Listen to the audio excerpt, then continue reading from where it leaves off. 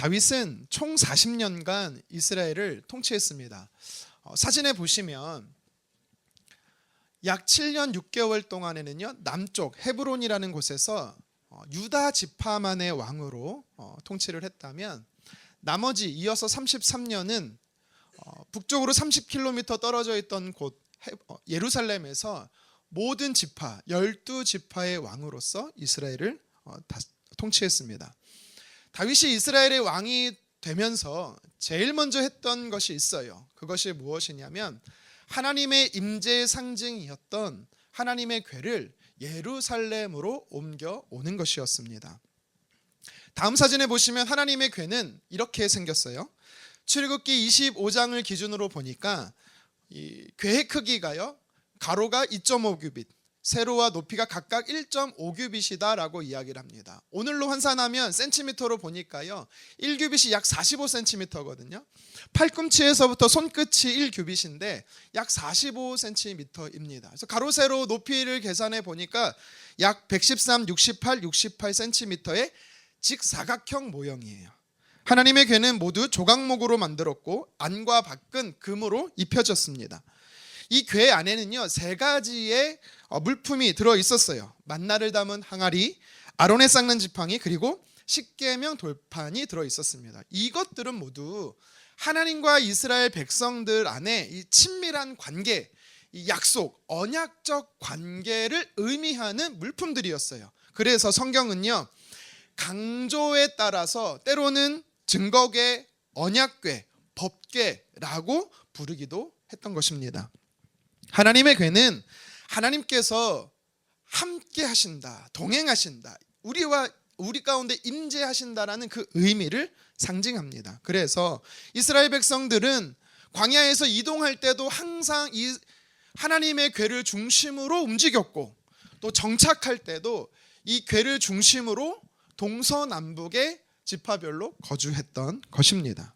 그러면 다윗이 예루살렘에서 왕으로 통치를 시작하면서 왜 하나님의 궤를 옮겨오고자 했던 것일까요?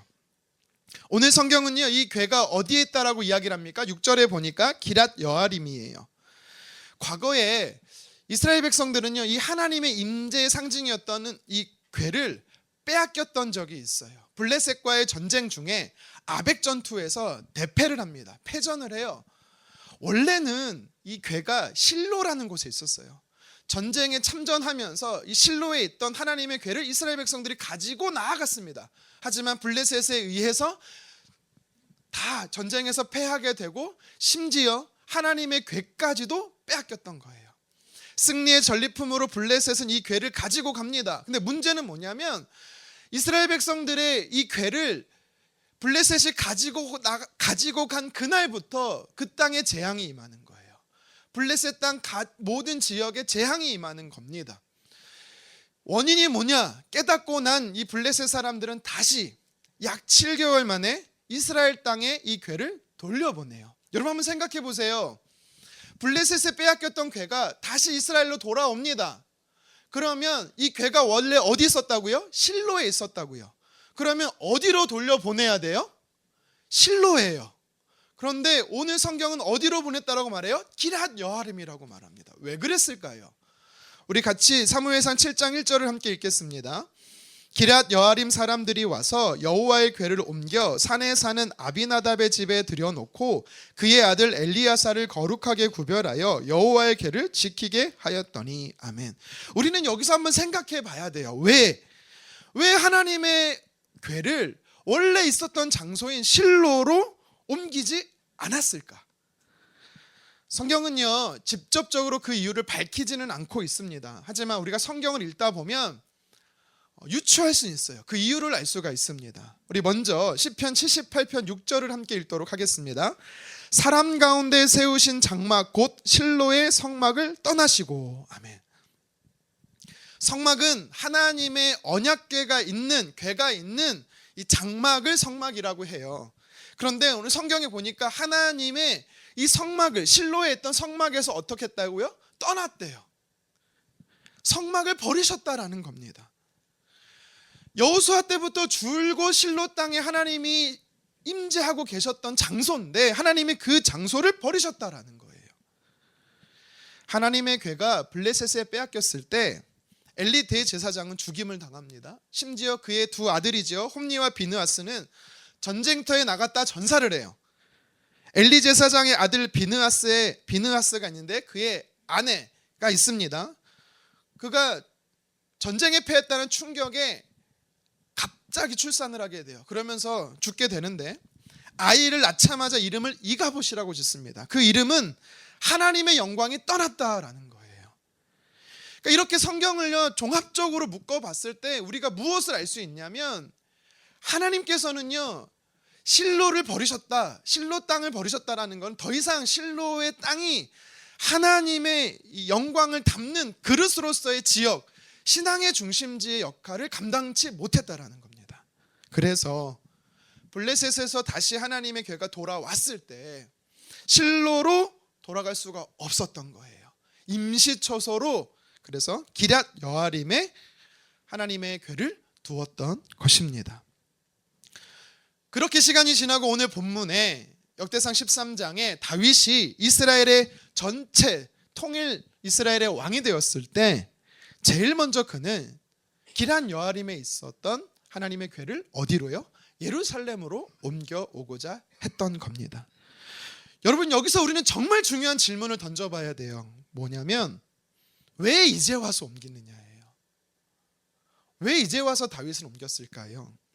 사무엘상 7장 1절에 블레셋에서 기럇 여아림이라는 곳에 아비나답의 집에 하나님의 궤가 온 이후로 오늘 말씀에서 다윗이 기럇 여아림에서 예루살렘으로 하나님의 궤를 옮겨올 때 기간이 무려 70년이 걸립니다. 그동안 뭐 하고 있었냐라는 거예요. 다윗이 왕으로 통치하기 전에 누가 먼저 이스라엘의 왕으로 다스렸습니까? 사울이죠. 사울도 무려 40년을 통치했어요. 그러면 사울은 왜 40년 동안 하나님의 궤를, 물론 그가 있었던, 그때는 예루살렘의 수도가 아니었지만 그가 있었던 땅에 왜 하나님의 궤를 옮겨오지 않았을까요? 반대로 다윗은 사울이 하지 않았던 것을 왜 하려고 한 것일까요? 이것이 바로 그 이유가 오늘 성경이 우리에게 주는 영적인 메시지입니다. 무엇이냐면 하나님과 동행하라라는 것입니다. 다윗은 통일 이스라엘의 수도로 예루살렘을 삼고 그가 왕이 되자 제일 먼저 했던 것은 정치개혁도 아닙니다. 궁궐 건축이나 군대 정비가 아니었어요. 하나님의 임재의 상징이었던 하나님의 임재 회복이 우선순위였습니다. 그래서 그는요 하나님의 궤를 예루살렘으로 옮겨오고자 했던 것입니다. 본문 3절 상반절을 함께 읽겠습니다. 우리가 우리 하나님의 궤를 우리에게로 옮겨오자. 아멘. 다윗은요 그동안 무너져 있었던 하나님 중심적으로 살지 않았던 모습을 회복하고자 원했어요. 그래서 각 지파의 지도자들을 향해서 우리 이스라엘 땅을 하나님께 돌려드리자, 하나님의 궤를 예루살렘으로 옮겨와야 한다라고 천명했던 것입니다. 다윗은 국가 통치의 시작을 하나님과 함께 동행하고 싶었어요. 하나님께서 왕으로 통치하시고 다스리시는 나라가 이스라엘 되기 원했습니다. 오늘 저녁 12시를 기점으로 용산 집무실에 개항되던 봉황기가 내려진다라고 해요. 그리고 내일부터는 다시 청와대에 개항된다라고 합니다. 2022년 5월부터 시작된 이 용산이 3년 7개월 만에 다시 청와대로 옮겨지는 것입니다. 그래서 우리는요 용산이나 청와대 하면 가장 먼저 누가 있는 곳으로 생각합니까? 국가의 최고 권력자 대통령이라고 생각을 하죠. 당시 이스라엘도 마찬가지입니다. 예루살렘 하면 누가 있는 곳으로 사람들이 인식했는지 아세요? 왕이 있는 곳, 다윗이 있는 곳이라고 생각했어요. 그런데 다윗은 그걸 원치 않았어요. 예루살렘 하면 왕이 있는 곳으로 사람들이 인식되기를 원치 않고, 예루살렘 하면 하나님이 계신 곳, 하나님이 임재하신 곳으로 인식되기를 원했다라는 것입니다.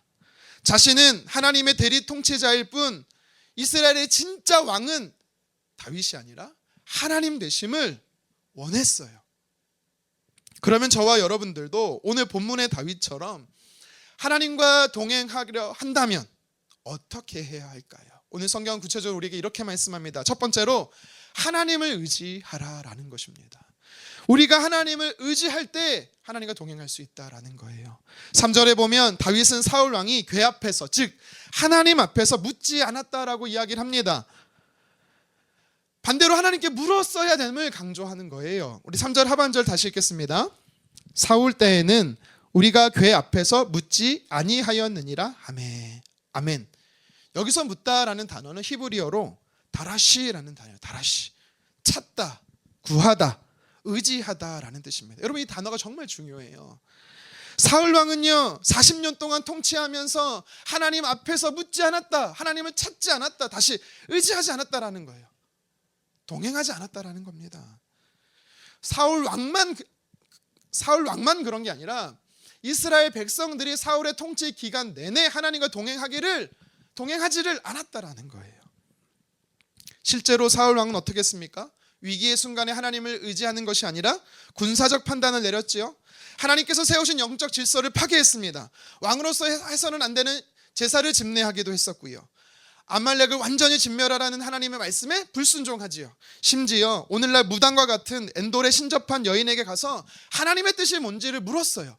하나님이 가증히 여기시는 것을요 사울은 어떻게 합니까? 그것들을 행했다라는 거예요. 하나님을 의지하지 않았어요. 그러나 반대로 다윗은 어떻게 합니까? 항상 하나님을 의지하는 이 다라시의 삶을 살았습니다. 그가 사울 왕에 쫓겨서 도망자의 삶을 살고 있을 때 잠시 블레셋 땅 가드에 숨어 들어간 적이 있었어요. 근데 문제는 이 가드 왕의 아기스 아비멜렉에 의해 다윗이 발각이 된 거예요. 죽게 될 위기에 처하게 됐습니다. 그때 그 순간 다윗이 무엇을 합니까? 하나님을 의지해요. 우리 시편 34편 4절을 함께 읽겠습니다. 내가 여호와께 간구하매 내게 응답하시고 내 모든 두려움에서 나를 건지셨도다. 아멘. 여기서 구하다라는 단어가 바로 히브리어로 다라시입니다. 다윗은 절체절명의 위기의 순간에 전적으로 하나님을 찾았고 전적으로 하나님을 의지했다라는 사실이죠. 여러분들은 두려움의 순간, 위기의 순간, 내 힘으로 안 될 때 누구를 먼저 찾습니까? 누구를 의지하십니까? 우리는 다윗처럼 하나님을 찾아야 합니다. 하나님을 의지해야 되고 하나님께 구해야 돼요. 그래야 하나님의 도우심을 경험할 수가 있는 것입니다. 하나님의 건지심의 은혜를 실존적으로 경험했던 다윗은요 체험적 고백으로 이렇게 이야기를 해요. 함께 시편 34편 10절 하반절을 읽겠습니다. 여호와를 찾는 자는 모든 좋은 것에 부족함이 없으리로다. 아멘. 하나님을 찾는 자, 하나님으로부터 온갖 복을 받기에 부족함이 없다라는 거예요. 자기 힘과 능력을 의지하는 세상 사람들은요 우리가 볼 때 남부러울 것이 없어 보일 때가 있어요. 하지만 실상은 그들은 참된 만족을 누리지 못합니다. 항상 불안정하고 항상 불안해합니다. 스스로 만족시키기 위해서 더 강한 것들을 찾지만 그러면 그럴수록 더 결핍됩니다. 근데 우리가 다윗과 같이 하나님을 찾고 하나님을 의지하잖아요. 부족함이 없대요. 이것은요 많은 것을 우리가 소유했기 때문에 그런 것이 아닙니다. 하나님께서 풍성한 은혜로 채워주시기 때문에 부족함이 없게 되는 것입니다. 다윗은 부족함이 없는 하나님의 도우심의 은혜를 경험했어요. 그런데 그 경험할 때가 언제인지 아세요? 왕에게 배신당한 상태로 도망 중에 있을 때입니다.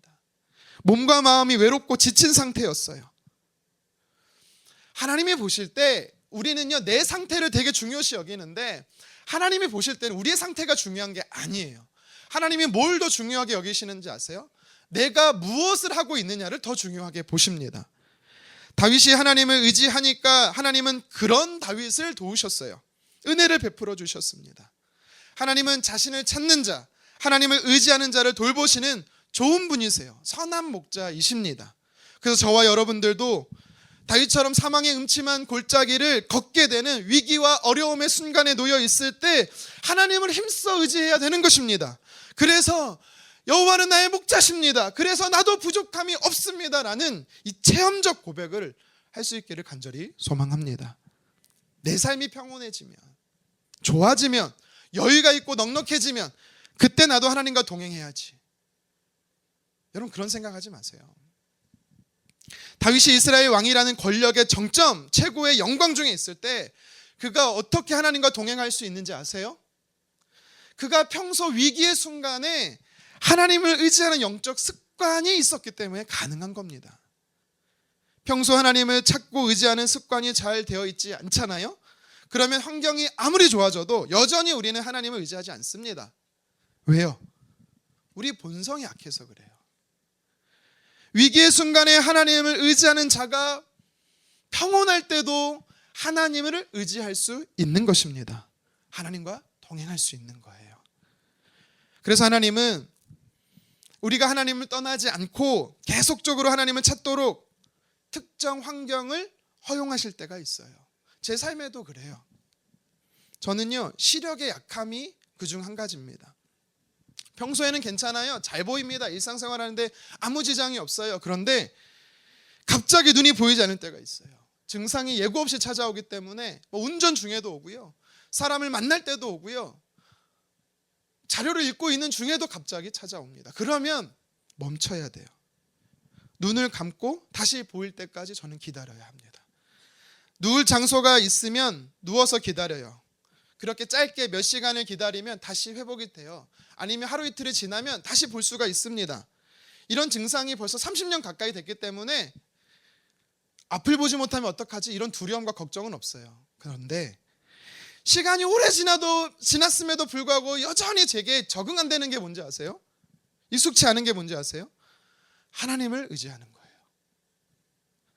평소 정신없이 살다가 보니까 하나님을 의지하는지 안 하는지도 잘 몰라요. 근데 딱 문제에 부딪혀 보니까 눈이 안 보이게 되면 그때서야 하나님을 찾는 거예요. 제가 평소 하나님을 잘 찾지 않으니까 하나님께서요, 멈추게 하시는 거예요. 눈을 감고 기다리는 동안 매번 같은 고백을 합니다. 하나님, 제가 앞으로 잘할게요. 하나님 많이 찾을게요. 늘 하나님 의지할게요. 동행할게요. 빨리 볼 수 있게 해주세요. 수백 번을 지금까지 고백했습니다. 다시 보기 시작하잖아요. 언제 그랬냐는 듯이 또 하나님 없이 살아가는 저를 발견합니다. 이번 주도 잠시 눈이 보이지 않을 때가 있었어요. 그때 또 하나님께 기도하는 겁니다. 하나님 죄송합니다. 또 하나님 의지하지 않았죠. 다시 하나님 의지하겠습니다. 저는 하나님 없이 살 수 없는 존재입니다. 하나님의 은혜가 늘 필요한 존재예요. 그래서 불쌍히 여겨주십시오. 지난 주 중에 한 분에게 전화를 받았어요. 자녀분이 저보다 젊으신데 암에 걸렸다라는 거예요. 어떻게 이럴 수 있냐면 가슴이 너무 아프다고 속상해하는데 울먹이시네. 제가 어떻게 위로를 할 수가 없었습니다. 전화를 끊고 그분과 그분의 자녀를 놓고 간절히 기도를 드렸습니다. 하나님 붙잡아 주십시오. 은혜가 필요한 가정입니다. 이럴 때일수록 더 하나님 의지하게 도와주십시오라고 기도했습니다. 여러분, 우리 삶에 왜 어렵고 힘든 일이 찾아오는지 다 이해할 수 없습니다. 다른 사람에게 없는 아픔이 나와 우리 가정에 벌어졌는데 도무지 알 수가 없어요. 하나님의 의도를 가늠할 수가 없습니다. 그렇지만 그때 하나님의 자녀된 우리가 반드시 해야 되는 한 가지가 있습니다. 무엇이에요? 하나님을 의지하는, 달아쉬하는 것입니다. 다윗과 같이 하나님을 의지해야 돼요. 환난은 우리를 무너뜨리려 찾아오는 것 같지만 하나님은 우리를 다시 살리시기 위해 찾아오시는 분이십니다. 내가 다윗과 같이 하나님을 의지하잖아요. 찾아와 도우시는 하나님의 은혜를 우리도 직접 경험할 수 있게 되는 것입니다. 저와 여러분들이 날마다 하나님을 의지해서 찾아와 도우실 뿐만 아니라 함께 하시는, 동행하시는 하나님의 크신 은혜를 누리기를 주님의 이름으로 축원합니다. 계속해서 오늘 말씀에 보면 우리가 어떻게 하나님과 동행할 수 있는지 성경은요 가르쳐주고 있어요. 그것이 무엇이냐면 말씀을 온전히 따르라라는 거예요. 우리가 하나님을 따를 때는요 하나님께서 명하신 그 말씀대로 온전히 따라야 돼요. 그래야 주님과 동행할 수 있는 것입니다. 다윗과 이스라엘 백성들의 마음이 하나가 됐습니다. 하나님의 임재 상징인 언약궤를, 하나님의 궤를 예루살렘으로 옮겨오자라는 마음이 일치가 됐어요. 그래서 결단을 하지요. 5절 하반절 함께 읽겠습니다. 온 이스라엘을 불러 모으고 기럇 여아림에서부터 하나님의 궤를 메어오고자 할세. 아멘. 6절 상반절도 이어서 읽겠습니다. 다윗이 온 이스라엘을 거느리고 바알라 곧 유다에 속한 기럇 여아림에 올라가서 여호와 하나님의 궤를 메어오려 하니. 아멘. 여러분, 우리가 5절과 6절을 읽었는데요, 여기서 반복되는 대로 단어, 동일한 단어가 하나 보이죠? 무엇입니까? 메어오다라는 단어죠. 우리가 한글 성경으로 보니까 이 메어오다 하면 어떻게 생각해요? 어깨에 짊어지고 메고 오려고 했나 보다, 이렇게 생각할 수 있죠. 그런데 이 단어를 원어로 찾아보니까 그런 뜻이 아니에요. 어깨에 메고 온다는 그런 뜻이 아닙니다. 히브리 단어는요, 원형이 뭐니까 알라라는 단어예요. 이동시키다, 가져오다라는 단어입니다. 그러니까 성경은요, 이 5절과 6절을 통해서 우리에게 무엇을 강조하고 있냐면, 다윗이 기럇 여아림에까지 가서 하나님의 궤를 옮겨오는데 어깨에 메온다는 이 방법을 강조하는 게 아니고요, 옮겨오고자 하는 다윗의 의도성을 강조하고 있는 거예요.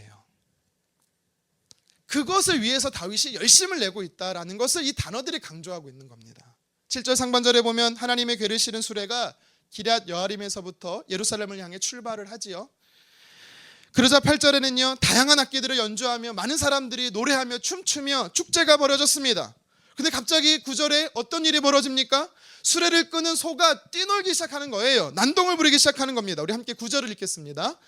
기돈의 타작 마당에 이르러서는 소들이 뛰므로 우사가 손을 펴서 궤를 붙들었더니. 아멘. 우사라는 사람과 아히호라는 두 사람이요, 양쪽, 수레의 양쪽에서요, 수레를 몰고 가고 있었습니다. 근데 소들이 날뛰니까 어떻게 해요? 수레에 싣고 있는 하나님의 궤가 한쪽으로 쏠리는 거예요. 어느 쪽으로 쏠렸겠어요? 우사라는 사람이 있는 쪽으로 쏠렸겠죠. 그래서 운반 책임자 중에 하나였던 우사는요, 이 하나님의 궤가 수레에서 떨어지지 않도록 본능적으로 막은 거예요. 손으로 붙잡은 겁니다. 우리 10절 상반절을 읽겠습니다. 우사가 손을 펴서 궤를 붙들므로. 아멘. 만약 제가 당시 우사였다면 저라도 붙잡았을 것 같아요. 하나님의 임재 상징인 궤인데 그것이 지금 떨어지려고 하는데 손으로 붙잡지 못할 정도면 몸으로라도 막아야죠. 저는 그랬을 것 같아요. 그런데 문제는 뭡니까? 우사가 하나님의 궤를 붙듦으로 그가 죽게 됐다라는 것입니다. 우리 10절 하반절도 읽겠습니다. 여호와께서 진노하사 치심에 그가 거기 하나님 앞에서 죽으니라. 아멘. 하나님이 진노하셨대요. 그 진노의 결과가 치심으로, 찢으심으로 죽이신 거였어요. 들뜬 축제의 분위기가 한순간에 정막이 내려앉기 시작했습니다. 찬물을 끼얹은 것처럼 악기도, 춤을 추던 자도, 노래하던 자도 모두 고요해졌습니다. 그리고 숨죽여 우사를 지켜보고 있는 겁니다. 도대체 뭐 때문에 하나님께서 진노하셨는지, 우사를 죽이셨는지, 그 이유가 뭘까요? 우사가 하나님의 말씀을 어겼기 때문에 그렇습니다. 하나님의 말씀대로 하지 않았기 때문에 그래요. 하나님은요, 모세를 통해 율법을 주시면서 특별히 하나님의 궤, 성막에 있었던 성소의 그 기물들을 옮길 때는요, 반드시 지켜야 되는 규례를 주셨어요. 우리 민수기 4장 15절 상반절을 함께 읽겠습니다. 시작. 진영을 떠날 때에 아론과 그의 아들들이 성소와 성소의 모든 기구 덮는 일을 마치거든 고핫 자손들이 와서 맬 것이니라. 그러나 성물은 만지지 말라. 그들이 죽으리라. 아멘. 하나님께서는요, 하나님의 궤뿐만 아니라 성소의 물건들을 옮길 때는요, 반드시 이렇게 하라라고 가르쳐 주셨어요. 특징이 있어요. 4가지 특징이 있습니다. 하나님의 궤를 옮길 때는요, 첫 번째로 덮개로 가려야 돼요. 해달의 가죽 덮개로 하나님의 궤를 덮었어야 돼요. 두 번째는 뭔지 아세요? 레위인이 운반해야 돼요. 특별히 레위인들 중에 고핫 자손들이 옮겨야 합니다. 다른 사람이 옮기면 안 됐어요. 세 번째는 뭡니까? 어깨에 매라라고 했어요. 하나님의 궤에는요, 각각의 4개의 고리가 달려 있습니다. 그 고리에 채라고 하는 이 막대기로 된 것을 꿰갖고 이 고핫 자손들이 어깨에 메고 옮겼어야 돼요. 그래서 4번째 규례가 뭐냐면 절대 손으로 만져서는 안 됐습니다. 그러면 하나님의 거룩성을 훼손하는 거기 때문에 하나님께서 반드시 죽이겠다라고 명하셨던 거예요. 그런데 오늘 말씀해 보십시오. 다윗이 기럇 여아림에서부터 예루살렘으로 하나님의 임재 상징인 언약궤를 옮길 때 어떻게 합니까? 규례대로 하지 않고 있어요. 물론 웃사라는 사람은요, 아비나답과 관련된 사람으로 그의 가족으로 레위인인 수는 있습니다. 물론 이것도 추측이지 성경은 레위인이다라고 말하고 있지는 않아요. 레위인이라고 가정하더라도 덮개로 가렸습니까? 가리지 않았습니다. 어깨로 매지도 않고 있어요. 어떻게 하고 있습니까? 수레에 실어서 옮기지요. 여러분, 이 방법은요 사실 어디서 온 건지 아세요? 과거 70년 전에 블레셋 땅에서 하나님의 괴가 이스라엘 땅으로 돌아올 때 수레에 실어서 왔어요. 이게 무엇을 이야기하는 거냐면 하나님의 사람들이 하나님 주의 몸된 공동체를 위해서, 하나님 나라를 위해서 살면서 세상의 방법, 인간적인 방법대로 할 때가 많음을 우리에게 이야기하고 있는 것입니다. 심지어 웃사는 어떻게 합니까? 손으로 괴를 만지죠. 만지면 죽는다라고 했는데 불순종했던 것입니다. 하나님의 말씀대로 살지 않아서 하나님의 말씀을 어김으로 그들이 죽음에 이르게 되었던 겁니다. 웃사는 사실 사고를 막으려고 하는 선한 의도가 있었어요. 그럼에도 하나님은 웃사를 죽이셨어요. 여기서 우리는 무엇을 깨달아야 합니까? 하나님은요 무엇을 중요시 여기는지를 알아야 돼요. 선한 의도나 결과가 아니라 정말 주님이 원하시는 것은 하나님의 명하신 방식, 하나님의 뜻대로 하는 것, 순종이 정말 중요하다라는 것입니다. 우리가 하나님의 말씀을 따른다라는 것은 시작의 의도도 중요하고 진행되는 과정도 모두 하나님의 뜻에 맞아야 된다라는 거예요. 다윗은 하나님의 임재 상징인 궤를 예루살렘으로 옮겨와 하나님과 동행하고자 했습니다. 그렇게 살기 원했어요. 하나님을 왕으로, 이스라엘의 주인으로 통치하시고 다스리시는 삶을 살고자 하는 선한 의도로 그 목적과 이유 때문에 궤를 옮기고자 한 거였어요. 하지만 과정은 좋지 못했습니다. 하나님의 궤를 가져오지 못했고 중간에 웃사가 죽는 일이 벌어졌습니다. 좋지 못한 결과가 나왔어요. 그가 무지했기 때문에 그렇습니다. 하나님 말씀에 무지했기 때문에, 말씀을 온전히 따르지 못했기 때문에 그래요. 우리도 하나님과 동행하려고 한다면, 하나님을 위해서 살고자 한다면 하나님이 가르쳐 주신 대로 하나님의 말씀을 따라 살아야 되는 것입니다. 우리가 예수님을 믿었어요. 예수님을 믿기 전에 삶과 바뀌었어요. 그런데도 여전히 옛 습관을 따라서 옛 사람의 모습대로 살 때가 너무 많아요. 왜 그렇습니까? 우리의 육체가 아직도 세상의 방식에 익숙해져서 그래요. 예수님을 믿어서 하나님의 자녀가 되었다라는 건 새 사람이 되었다라는 겁니다. 옛 습관대로 사는 것이 아니라 새로운 방식대로 살아야 된다라는 것을 가르쳐 주는 거예요. 그 새로운 방식이 뭐예요? 하나님의 말씀을 온전히 따르는 것입니다. 저는 지금도 그때 일을 생각한 마음이 한켠에 편치 못할 때가 있습니다. 어떤 일을 진행할 때 목회자 대표로 제가 그 일을 책임을 지고 하고요. 또 성도님의 대표로 한 집사님이, 그래서 두 사람이 그 일을 진행하게 되었어요. 근데 문제는 일이 진행이 안 되는 거예요. 왜 진행이 안 됐냐면 저는 동기도 중요하지만 과정이 되게 중요하다고 여겼습니다. 그래서 아무리 적은 양이라도 불법을 행하는 것은 하나님의 성품에 어긋나기 때문에 과정이 옳지 않게 중단해야 된다라고 말했어요. 엄청난 피해를 입더라도 중단해야 된다라고 말했어요. 그런데 이분은 저랑 달랐습니다. 목사님이 세상을 너무 모른다고, 일이라는 건 자고로 결과가 좋아야 되는 거라고, 그래서 과정이 옳지 않아도 작은 희생을 감수하더라도 밀어붙여야 된다고, 창과 창에 불꽃 튀는 대결이 팽팽하게 맞서다 보니까 일이 진척이 안 되는 거예요. 그래서 결국은 어떻게 하냐면 제가 목회자 양심상 그 일을 그만뒀습니다.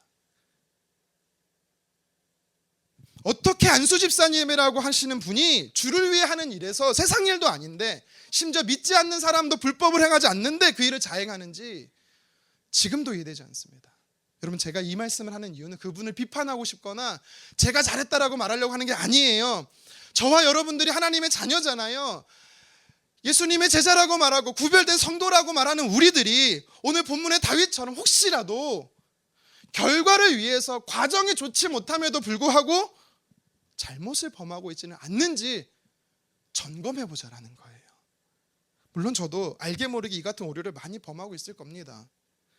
하나님의 자녀된 우리들이 결과를 하나님께 맡긴다라는 것은 그 일을 진행함에 있어서 과정, 모든 과정도 하나님께 맡긴다라는 거예요. 하나님께서 기뻐하시는 것, 즉 과정을 우리는 택해야 합니다. 하나님이 기뻐하시는 과정은 다른 게 아니에요. 하나님께서 명하신 대로, 말씀하신 대로 우리가 따르는 거예요. 광야로 가라 하면 가면 되는 거예요. 난공불락의 요새 여리고를 매일 돌라고 하시면 돌면 되는 거예요. 요단강에 몸을 7번 씻으라고 하면 씻으면 되는 겁니다. 제가 왜 그래야 되는데요? 왜 꼭 그렇게 해야 합니까? 따지거나 물을 필요가 없는 거예요. 하나님의 뜻하신 것과 다르게 인간적 열정으로 진행하는 무대뽀식의 방식은 오늘 웃사와 같이, 그리고 다윗과 같이 하나님의 진노를 유발하는 원인이 됩니다.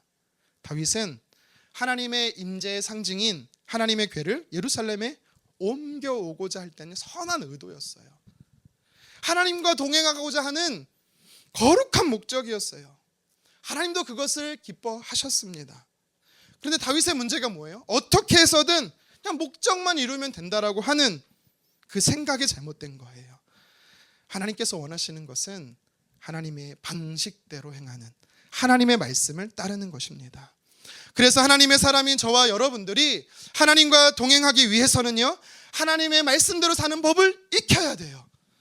작은 일이라도 하나님의 말씀에 따라야 합니다. 내가 잘하는 일이라도, 아니 잘할 수 있는 일이라도 더더욱 하나님의 말씀을 통해서 내가 잘하고 있는지를 점검받아야 되는 거예요. 하나님 나라의 일은 열심으로 하는 게 아니에요. 물론 열심도 필요합니다. 하나님의 말씀을 따라 하나님께서 원하시는 대로 순종해야 되는 것입니다. 죄인된 우리가 하나님을 만나고 싶을 때 어떻게 만날 수 있습니까? 내가 맘대로 만날 수 있었습니까? 아니요. 하나님께서 원하시는 방법, 하나님께서 허락하시는 방식대로 해야 했습니다. 그 방식이 뭡니까? 길이요 진리요 생명이 되시는, 화목자 되시는 오직 예수 그리스도를 통해서만이 우리가 하나님을 만날 수 있는 거예요. 이 방법대로 하지 않으면 다른 방법은 절대 불가능합니다. 하나님이 원하시지 않아요. 예수님 외에 다른 방법이 있다라고 말한다면 그것 하나님을 모독하는 겁니다. 우리는 가끔 하나님 말씀을 따르기보다 나에게 지나치게 몰두할 때가 있어요. 주의 일을 함에 있어도 내 생각, 내 감정에 휩싸일 때가 있습니다. 여러분, 무엇을 하든지 하나님을 기쁘시게 하는 것은 하나님의 말씀을 따르는 거예요. 하나님과 동행하는 삶은 내 열심, 내 기분, 내 뜻대로 하는 것이 아닙니다. 하나님의 말씀을 따라 행해야 되는 겁니다. 하나님께서 원하시는 대로, 하나님이 기뻐하시는 대로 행해야 돼요. 그게 동행함이에요. 하나님 우리가 무엇을 해야 하는지, 어떻게 해야 되는지 말씀을 통해 가르쳐 주세요. 주의 말씀이 내 발의 등이요 내 길에 빛이 되신다라고 하셨잖아요. 우리가 어떤 선택을 해야 되는지, 어디로 가야 되는지, 어떤 방향성을 가지고 살아야 하는지 하나님의 말씀이 가르쳐주고 인도해 주신다라고 하셨잖아요. 우리는 그래서 말씀보다 상황에 주목해서는 안 돼요. 하나님 말씀에 귀 기울여야 됩니다. 무엇을 하든지 하나님과 동행하기 위해서는 가장 먼저 하나님의 말씀에 주목해야 되는 것입니다. 하나님은 복의 근원 되세요. 우리가 하나님 말씀대로 따라 살려고 하면 하늘의 신령한 복들을, 은혜들을요 한량없이 내려주신다라고 말씀하고 있습니다. 약속하고 계세요. 하나님의 임재 상징인 궤를 옮겨오는 것, 이거 하나님 기뻐하시는 거였어요. 하나님께서 이스라엘과 다윗에게 복을 주시는 일이었습니다. 그럼에도 불구하고 오늘 성경은 다윗과 이스라엘 백성들에게 재앙이 내렸다라고 말합니다. 이유가 뭡니까? 하나님의 궤를 옮기는 과정의 무지함, 하나님의 말씀을 온전히 따르지 않았기 때문에 그렇습니다. 그렇게 시간이 3개월이 지나요. 다윗은 다시 하나님의 궤를 옮기는 시도를 합니다. 우리 함께 역대상 15장 15절을 읽겠습니다. 모세가 여호와의 말씀을 따라 명령한 대로 레위 자손이 채 하나님의 궤를 꿰어 어깨에 매니라. 아멘. 하나님께서 모세에게 말씀하신 대로 아주 정확하게 군더더기 없이 다윗은요 하나님의 말씀을 따릅니다. 그래서 기럇 여아림에서부터, 물론 오벳 에돔에서 집에서부터 하나님의 임재의 상징 궤를요 예루살렘에 옮겨올 수 있었던 거예요. 그리고 비로소 그렇게 꿈꾸고 원했던 하나님과의 동행을 시작할 수 있었던 것입니다. 저와 여러분들도 다윗과 같이 하나님의 말씀에 순종하여 하나님의 말씀을 가까이 하기를 간절히 소망합니다. 하나님과 동행하여 하나님께서 약속하시는 복들을 받아 누리는 복된 인생 되기를 주님의 이름으로 축원합니다. 말씀을 정리하겠습니다. 다윗은 이스라엘의 왕으로 통치하면서 제일 먼저 하나님의 임재를 회복하고 싶었어요. 하나님과 동행하고 싶었습니다. 그래서 그는 기럇 여아림에 있었던 하나님의 궤를 예루살렘으로 옮겨오고자 했습니다. 온 이스라엘의 참 왕은 하나님이시다라는 믿음의 고백이었고, 하나님의 궤를 옮겨오는 것은 하나님과 동행하고자 하는 믿음의 행동이었습니다. 설렘과 희망이 가득 찬 2026년도 새로운 날을 시작하면서 저와 여러분들도 다윗과 같이 가장 먼저 하나님과 동행하기를 간절히 소망합니다. 우리가 하나님과 동행하기 위해서 오늘 성경은 우리에게 뭐라고 말씀하십니까? 두 가지로 가르쳐주고 있어요. 첫 번째는 하나님을 의지하라라는 것입니다. 다윗은 위기의 순간마다 하나님을 찾고 의지하는 다라시의 삶을 살았어요. 하나님을 의지할 때마다 다윗은요, 하나님의 건지심과 도우심의 은혜를 경험했습니다. 저와 여러분들도 하나님을 다라시하는 하나님을 의지함으로 인해서 하나님과 동행하기를 간절히 원합니다.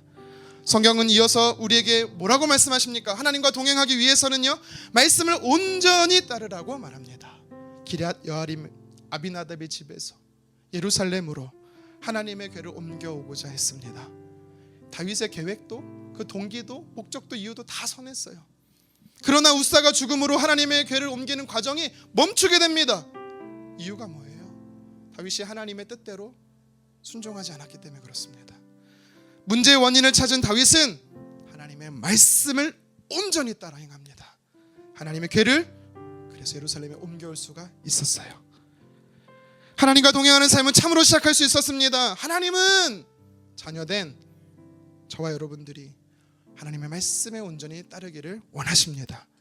그걸 중요하게 보세요. 하나님과 동행하고 있는지, 하나님과 동행한다라는 것은요, 내가 과정이 하나님 말씀과 함께 순종하며 동행하고 있는지를 보신다라는 거예요. 하나님과의 동행은요, 말씀에 온전히 따를 때 시작되는 것입니다. 그래서 하나님을 의지하고 주의 말씀이 온전히 따름으로 날마다, 특별히 새해에는 하나님과 동행하는 저와 여러분 되기를 주님의 이름으로 축원합니다.